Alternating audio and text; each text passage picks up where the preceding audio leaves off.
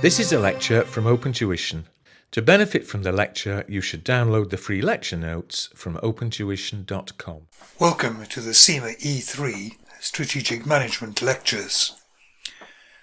You'll discover that there is quite a lot of overlap between E3 and E2. Many of the concepts which you met in E2 you'll see again in E3, and we will be revising those. There are distinct areas of the syllabus, but even if an area seems to be repeating what was in E2, it has almost always extended a little bit to a higher level.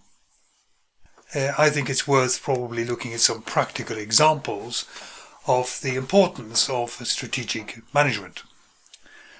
And here we have 4 companies or areas that are worthy of just a little bit of time.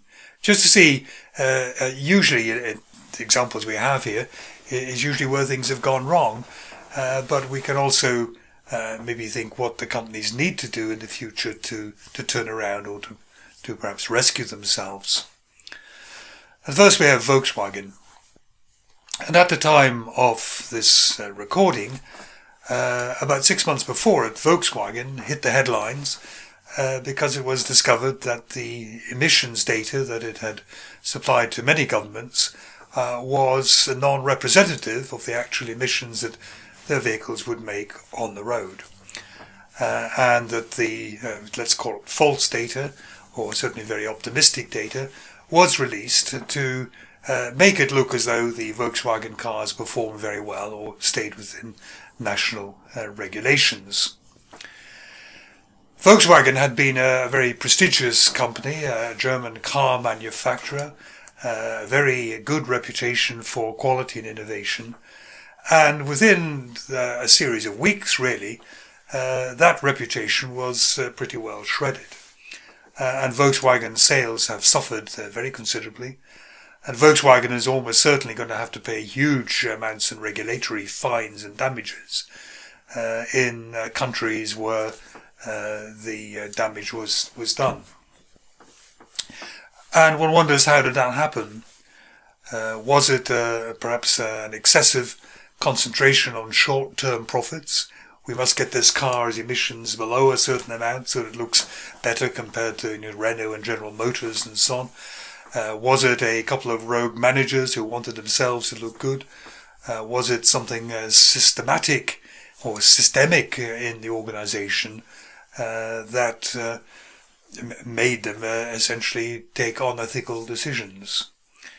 At any rate, it has been discovered, and Volkswagen will suffer very badly from it, and it will take it many years really to recover the original prestigious position which it had. Television companies are mentioned here because maybe until about 5 years ago, television companies would decide what entertainment to give you when they wanted to give it, and sprinkle it with adverts very often. Their particular threat is a technological threat from companies like Netflix, where many people find it better to, if there's a new series coming out, they would rather watch maybe 3 or 4 episodes one after the other, rather than have them ration 1 week at a time, really. And rather than watching conventional broadcast television, many people are turning to this kind of on-demand programming, which they find much more convenient. This is going to make the television companies think very carefully about their advertising model.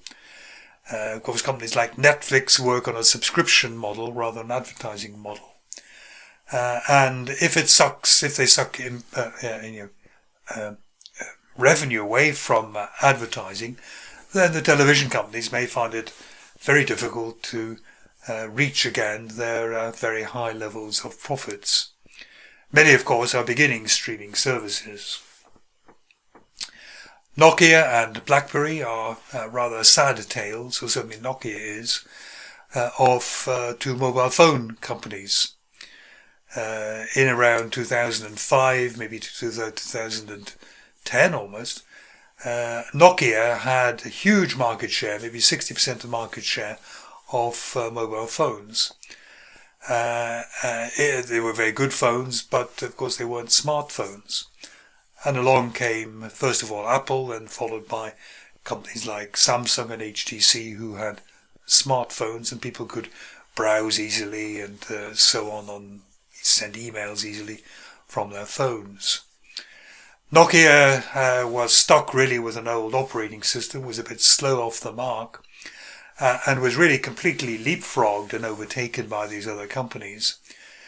Nokia was taken over by Microsoft, but even Microsoft has effectively discontinued the name of Nokia. BlackBerry may or may not survive. BlackBerry had a very strong position in corporate phones, particularly for emails, a little kind of keyboard there, with a very secure emailing system. But again, people much preferred phones like iPhones and similar ones, Samsung phones and so on. And BlackBerry may or may not kind of manage to pull itself round. It's still, at the time of this recording, a bit in the balance. So two companies overtaken maybe by technology, or two companies maybe too self-assured in their market-leading position, too laid back, too relaxed really, to see what the opposition was doing, and maybe too arrogant perhaps to ever believe that they would be overtaken. And then we have oil companies. Oil companies have suffered, again at the time of recording. Oil prices have dropped from about, I think it was about $120 a barrel, down to around $50 per barrel. This has meant that many of the oil wells, particularly oil wells in offshore oil wells, so where the drilling at sea, quite expensive operations to bring on stream, have become unprofitable. The effects on oil companies probably twofold or threefold maybe. First of all, was a world recession. So manufacturing businesses manufacturing less, require less power, less delivery vehicles and so on. Secondly, shale oil or shale gas, where fracking allows oil reserves to be and gas reserves to be released fairly cheaply from onshore deposits. And also oil companies are going to have to watch out for the increasing popularity amongst the driving public of hybrid cars or battery cars. And it only needs really a breakthrough in battery technology to bring the weight down and the power higher in the battery. And we may be seeing, the beginning of the end of the internal combustion engine, and therefore the requirement of oil will keep on falling. What should they be doing? Well, maybe they should be doing nothing. Maybe they should simply be saying, well, we've had our day. Many, of course, will be trying to diversify into solar power and doing their own research into battery power and so on. But the chances are that the fantastic profits that oil companies used to be able to make may be impossible for them to ever achieve again. It will take a considerable upswing in world economy, and it will require people to ignore new sources of energy for oil companies to make those profits again. So, wrong strategic decisions or just bad luck in life, really what we'll call environmental factors like new technology, can come and really overturn the most powerful companies which are around.